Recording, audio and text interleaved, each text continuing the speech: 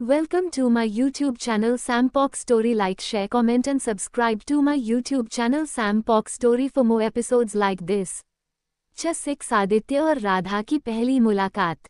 सत्यम शिवम सुंदरम। आदित्य को वहां से जाता हुआ देख गौरव मुंह बनाते हुए धीरे से अपने आप से कहता है, मुझे तो मना कर दिया और खुद मंदिर की तरफ जा रहा है खड़ूस कहीं का।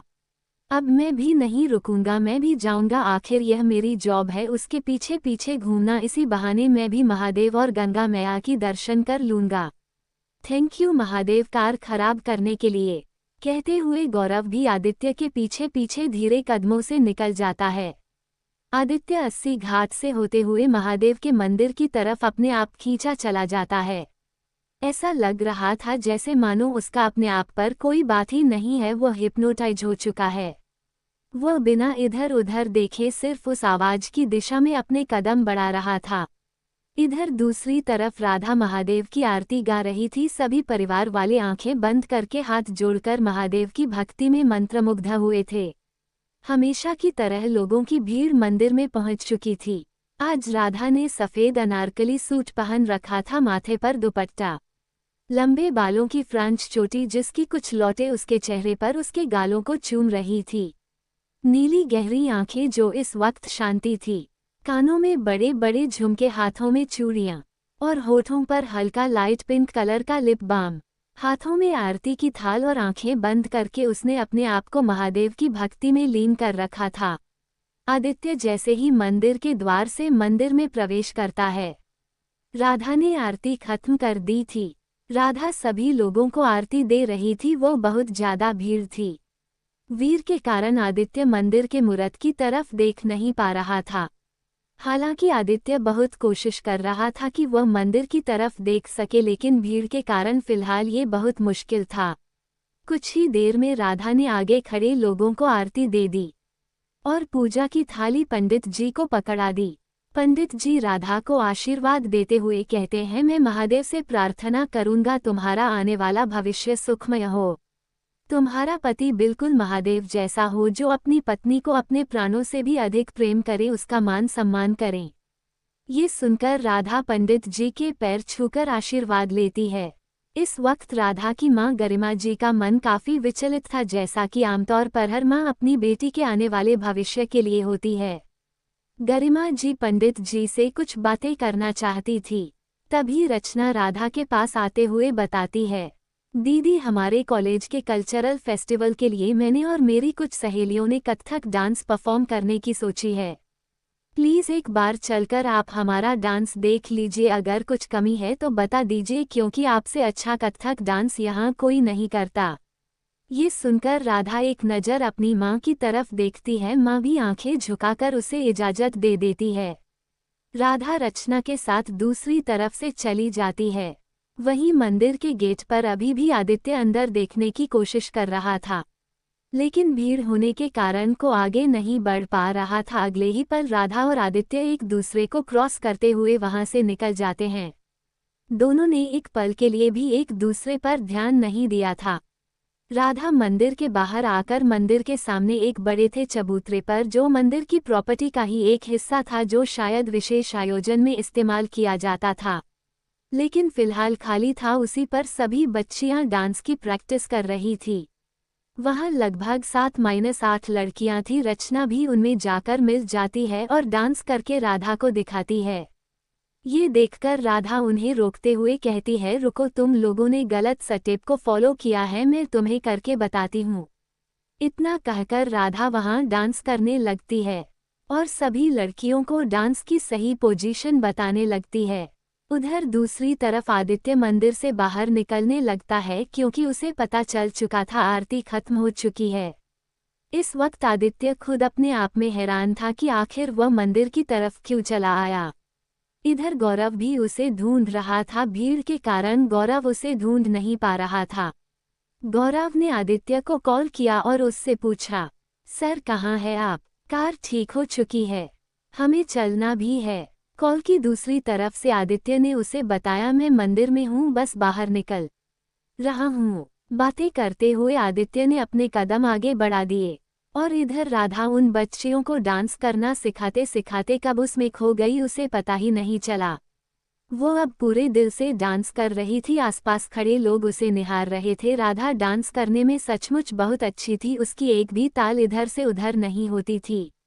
राधा जब 5 साल की थी तब से ही उसने डांस सीखना शुरू किया था और 8 साल की थी तो मंदिर में भजन गाती थी। अगर यह कहा जाए कि माँ सरस्वती का आशीर्वाद और भगवान नटराज का आशीर्वाद राधा पर है तो इसमें कुछ गलत नहीं होगा। आदित्य अपने कदम मंदिर से बाहर निकाल रहा था और इधर राधा डांस करते हुए चबूतरे के कोने तक आ गई थी और उसे इस बात का एहसास भी नहीं था। सॉन्ग नेम तेरे नैना। दोस्तों, पॉकेट नोवेल की गाइडलाइंस के मुताबिक मैं ज़्यादा लंबे गाने नहीं डाल सकती, इसलिए कुछ शब्द ही डाल पाऊंगी। राधा नाचते हुए गोल गोल घूमने लगती है। अचानक उसके पैर लड़खड़ा जाते हैं और वह चबूतरे से नीचे जैसे ही गिरने को हुई। एहसास होते ही उसने डर के मारे अपनी आंखें बंद कर ली और उसके मुंह से चीख निकली आ। लेकिन कुछ पल तक उसे अपने दर्द का एहसास नहीं हुआ। उसे ऐसा महसूस हुआ जैसे उसकी कमर पर किसी के मजबूत हाथ हैं। यह महसूस होते ही राधा ने अपनी आंखें खोलकर देखी तो हैरान रह गई। दरअसल राधा जैसे ही किडनी को हुई, आदित्य भी वहीं से निकल रहा था। अचानक ना जाने कैसे आदित्य ने राधा को देख लिया और उसे अगले ही पल अपन फुर्ती दिखाते हुए गिरने से बचा लिया। राधा हैरान होते हुए आदित्य को देख रही थी और आदित्य की भी नजरें राधा की नीली आंखों से जाकर टकरा गई थी। दोनों अभी उसी पोजीशन में थे। राधा आदित्य की बाहों में थी और आदित्य उसे उसकी कमर से होल्ड किए हुए उसके ऊपर हल्का झुका हुआ था। ये पोज देखने में बहुत ही रोमांटिक था। दोनों को तो जैसे मानो आसपास का कोई ख्याल ही नहीं है। आदित्य को खुद इस बात का एहसास नहीं था कि क्यों वो इन नीली आंखों में खोता जा रहा है। और राधा आदित्य के खूबसूरत फेशियल टीचर को देख रही थी जो इस वक्त काफी हैंडसम लग रहा था। इस वक्त आदित्य ने black 3 piece suit white shirt के साथ पहन रखा था। हाथों में रोलेक्स वॉच, गले में टाई, पैरों में ब्लैक लेदर शूज। आदित्य के हैंडसमनेस की तारीफ जितनी की जाए उतनी कम है। वो दोनों का अपने आप में खोए हुए थे कि तभी रचना दौड़ते हुए आकर राधा को आवाज देते हुए परेशान होते हुए कहती है, दीदी आप ठीक तो है, आपको चोट तो नहीं लगी? आदित्य और राधा का ध्यान रखना की आवाज से टूटता है और अगले ही पल राधा खुद को संभालते हुए आदित्य को खुद से थोड़ा दूर धक्का देती है। आदित्य खुद को संभाल नहीं पाता और 2 कदम पीछे हो जाता है। राधा जल्दी से अपना दुपट्टा संभालते हुए रचना से कहती है, हाँ मैं ठीक हूँ, जल्दी चल यहाँ से। इतना कहकर राधा था बिना रचना और आदित्य की तरफ देखे रचना का हाथ पकड़कर वहाँ से तेज कदमों के साथ निकल जाती है। क्योंकि इस वक्त राधा को बहुत ही ऑकवर्ड महसूस हो रहा था, आसपास लोग उन्हें देख रहे थे। आदित्य तो जैसे उन्हें जाता हुआ देखता ही रह गया। वह हैरान होते हुए अपने आप से बोला, क्या थी ये लड़की, एक थैंक यू तक नहीं बोला उसने। और इधर है राधा रचना का हाथ पकड़कर लगभग घसीटते हुए तेज कदमों के साथ आगे की तरफ बढ़ रही थी और बार बार पीछे मुड़ मुड़ कर देख रही थी। इस वक्त वो काफी ऑफ वर्ड और कंफ्यूज महसूस कर रही थी। वो खुद नहीं जानती ऐसा क्यों हो रहा है। शायद लोग उसे आदित्य के साथ देख रहे थे इसलिए। रचना भी लगभग घसीटते हुए उसके साथ जा रही थी और परेशान होते हुए राधा से कहती है, अरे दीदी आराम से चलो, मैं तेज नहीं चल पा रही। तू चुप रह, चुपचाप चल, बहुत देर हो गई है, माँ पिताजी हमें ढूंढ रहे होंगे। कहते हुए राधा पीछे मुड़ मुड़ कर देख रही थी, तभी अचानक वह किसी से टकराती है। आ की आवाज के साथ राधा अपना सर सहलाते हुए सामने देखती है। सामने उसकी माँ गरिमा जी खड़ी थी, जो परेशान होते हुए उससे पूछती हैं, अरे राधा संभल कर बेटा, देख कर चलो, अभी तुम्हें चोट लग जाती है तो ध्यान कहाँ रहता है तुम्हारा, और इतनी हर बुराई हुई क्यों हो?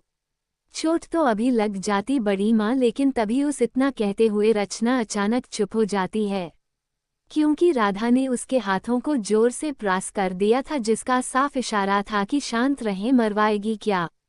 राधा के इशारे को समझकर रचना चुप हो जाती है।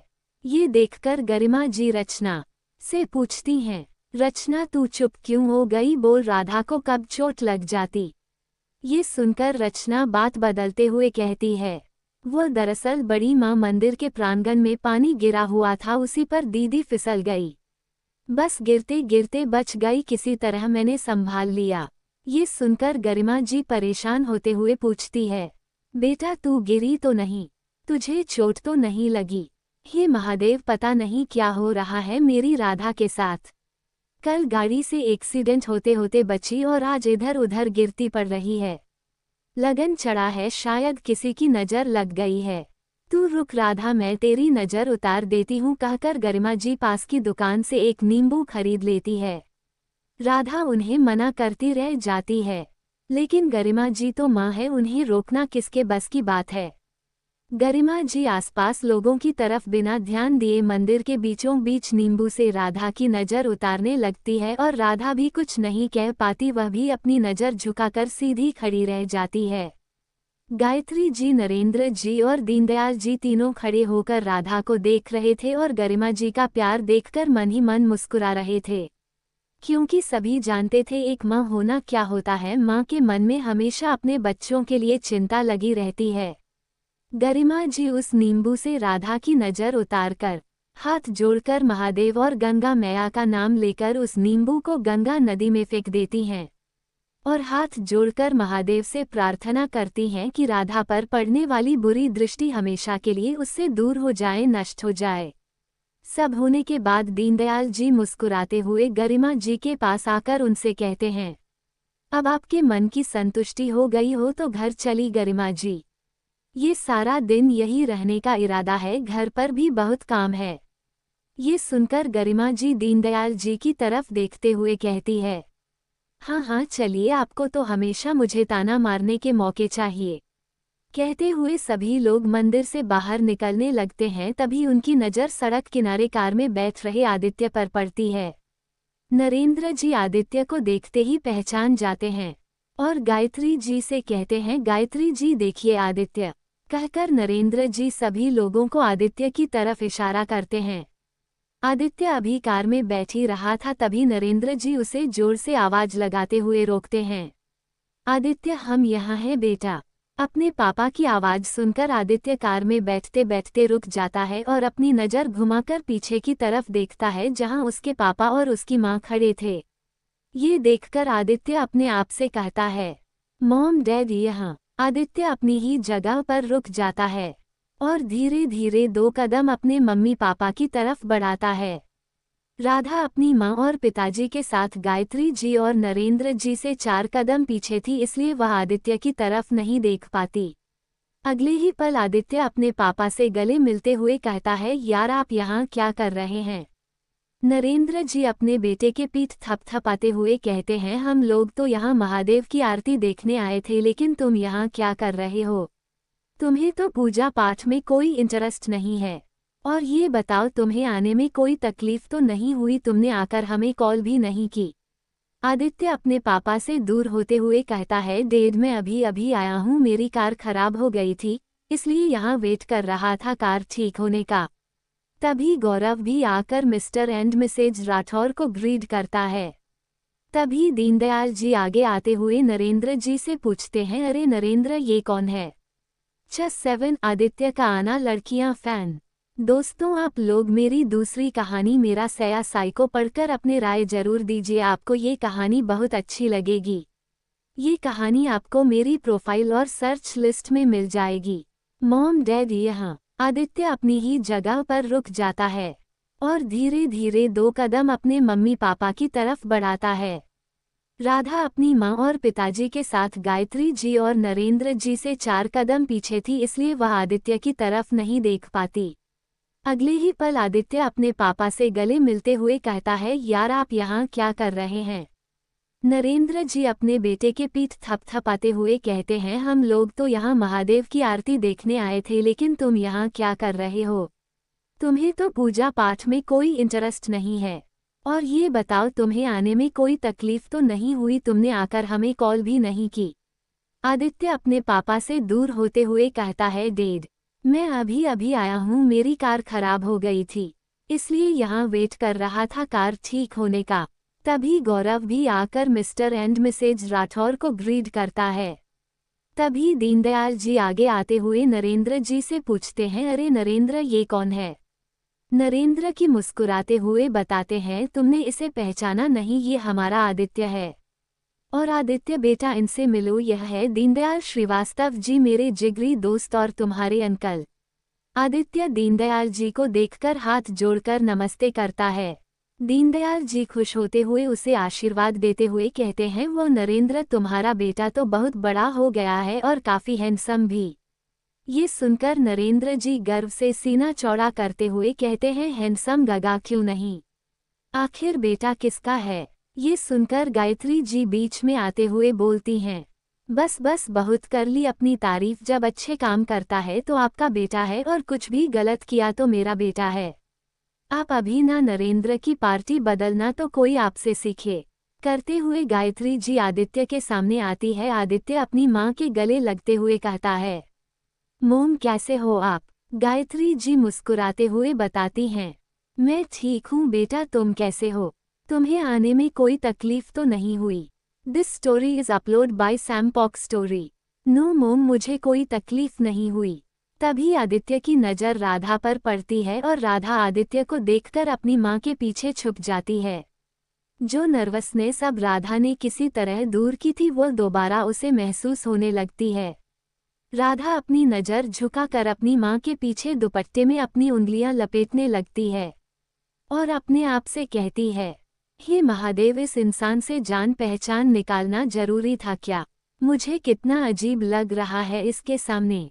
नरेंद्र जी आदित्य को गरिमा जी और राधा को देखते हुए पाते हैं तो मुस्कुराते हुए बताते हैं, आदित्य, इनसे मिलो, यह है गरिमा जी, दीनदयाल अंकल की वाइफ, और यह इनकी बेटी राधा, बहुत ही होनहार और गुणवान लड़की है। नरेंद्र जी आदित्य को गरिमा जी और राधा को देखते हुए पाते हैं तो मुस्कुराते हुए बताते हैं, आदित्य, इनसे मिलो, यह है गरिमा जी, दीनदयाल अंकल की वाइफ, और यह इनकी बेटी राधा, बहुत ही होनहार और गुणवान लड़की है। ये सुनकर आदित्य गरिमा जी को हाथ जोड़कर नमस्ते बोलता है और राधा की तरफ देखते हुए हेलो। राधा भी नर्वस होते हुए फीकी मुस्कान के साथ हाय बोल देती। आदित्य देख रहा था राधा काफी नर्वस बिहेव कर रही है, जो आदित्य को काफी अजीब लगता है, लेकिन फिलहाल वो कुछ नहीं कहता। सभी लोग आपस में बात करते हुए कार में बैठ जाते हैं। दरअसल मंदिर से उनके घर का रास्ता आधे घंटे का था और दीनदयाल जी एक मिडिल क्लास फैमिली के थे, उनके पास कार नहीं थी। उन लोगों को ऑटो रिक्शा से जाना था। नरेंद्र जी और गायत्री जी को भी से कोई प्रॉब्लम नहीं थी, इसलिए उन्होंने रचना, राधा और आदित्य को कार में जाने के लिए कहा। गौरव को वह लोग अपने साथ ले गए क्योंकि कार में ज्यादा लोगों के बैठने की जगह नहीं थी। हालांकि आदित्य ने अपनी माँ और पापा को बहुत रोका कि वो लोग दूसरी कार मंगा लेते हैं, लेकिन नरेंद्र जी ने ये कहते हुए मना कर दिया कि इन कुछ दिनों में उन्हें भी एक मिडिल क्लास फैमिली की तरह रहना है। अमीरों की तरह आलीशान जीवन तो उन्होंने बहुत जी लिया, थोड़ा धरती पर चलकर अपने पुराने दिनों को याद करना चाहते हैं, ताकि उन्हें इस शहर से अपनेपन का एहसास इतने सालों तक दूर महसूस हुआ वह करीब महसूस हो। आदित्य भी नरेंद्र जी से ज्यादा देर नहीं कर पाया और कार में बैठकर वह लोग घर की तरफ निकल गए। मिस्टर और Mrs Rathore Mr and Mrs Srivastava के साथ ऑटो से घर की तरफ निकल गए। ड्राइवर कार को ड्राइव कर रहा था, आदित्य आगे पैसेंजर सीट पर बैठा था। रचना और राधा पीछे की सीट पर बैठे थे। ना जाने क्यों राधा आदित्य को देख देखकर नर्वस हो रही थी और दुपट्टे में अपनी उंगलियां लपेट रही थी। आदित्य भी उसकी इस हरकत को इग्नोर नहीं कर पाता और कार के मिरर से बार बार उसकी नज़र राधा पर ही जा रही थी। आदित्य बार बार अपने आप से यह सवाल कर रहा था कि यह लड़की इतना नर्वस क्यों बिहेव कर रही है, आखिर हुआ क्या है। अरे राधा भी तिरछी नज़रों से आदित्य की तरफ देखते हुए और भी ज़्यादा कंफ्यूज हो रही थी। रचना तो मस्त कार में बैठकर कार की खिड़की से बाहर का नज़ारा देख रही थी, क्योंकि इतने दिनों बाद वह कार में बैठी थी। राधा बड़ी हिम्मत करके अपने आप से कहती है, क्या मुझे इनसे थैंक यू बोलना चाहिए?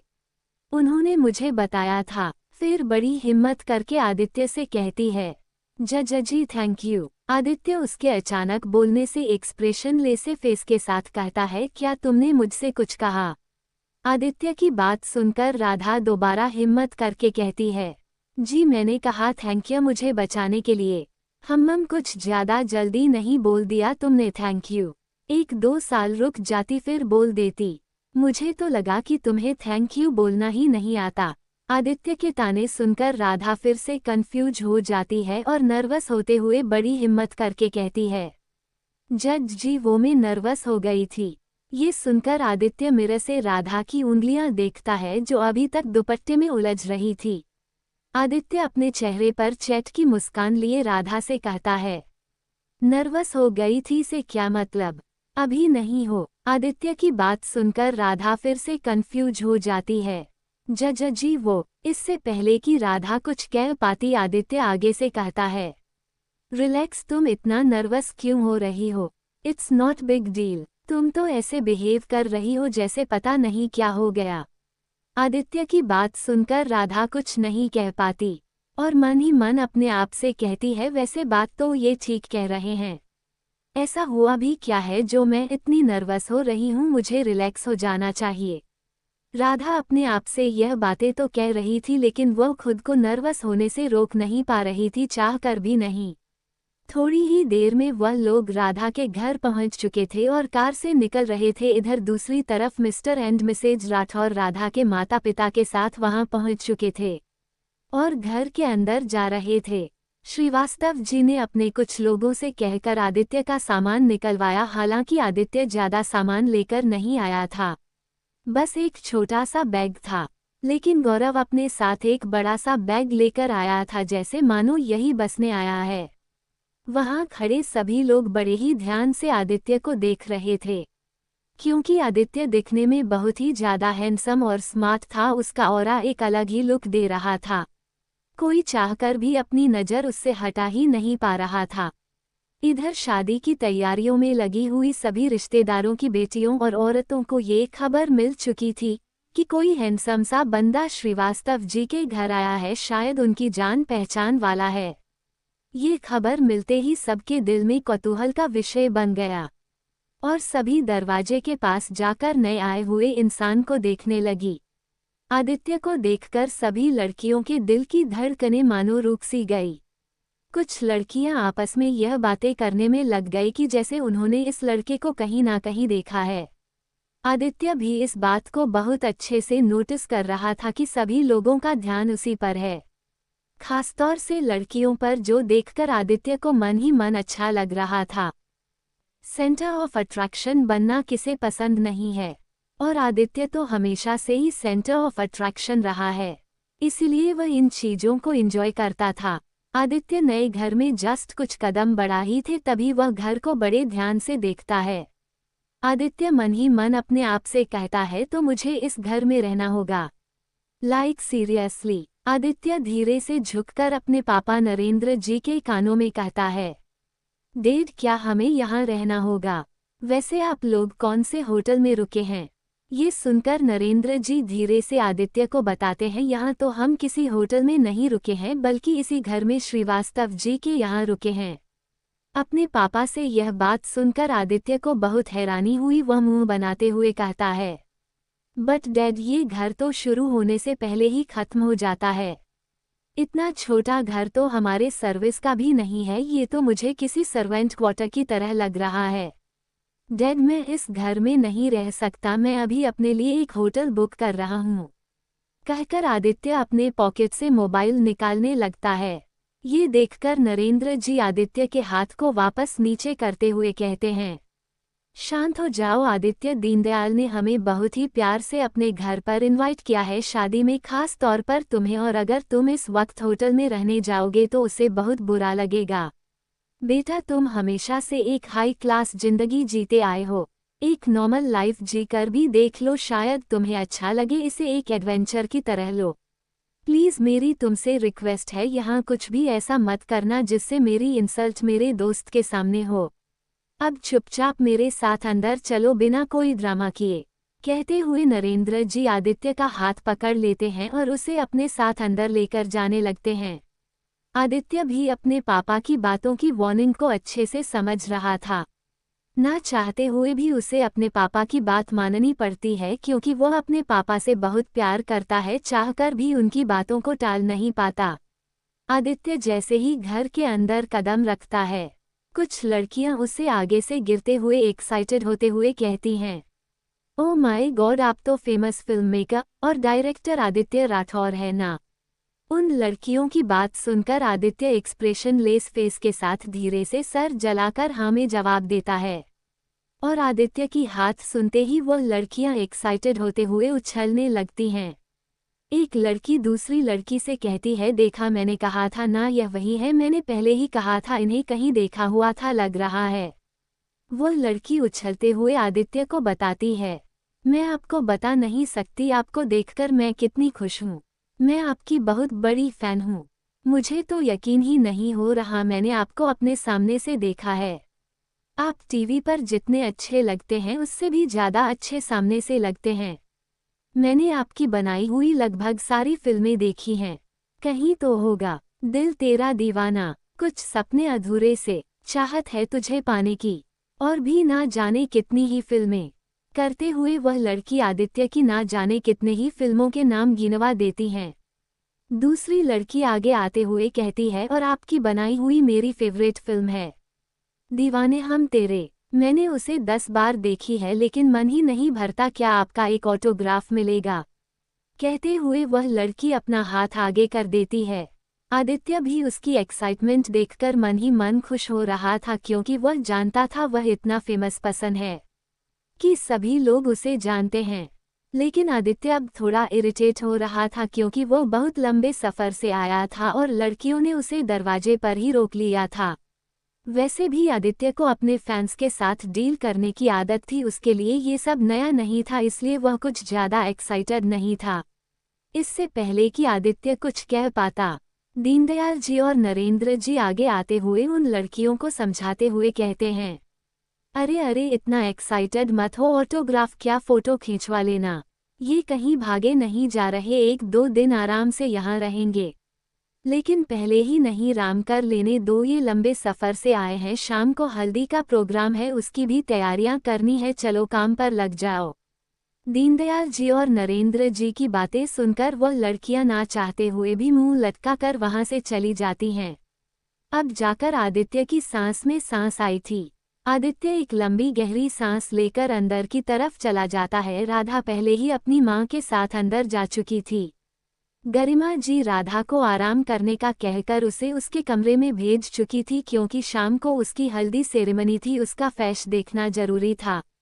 गरिमा जी गायत्री जी के साथ मिलकर आदित्य के लिए उसकी पसंद का कुछ हल्का नाश्ता बनवा देती है।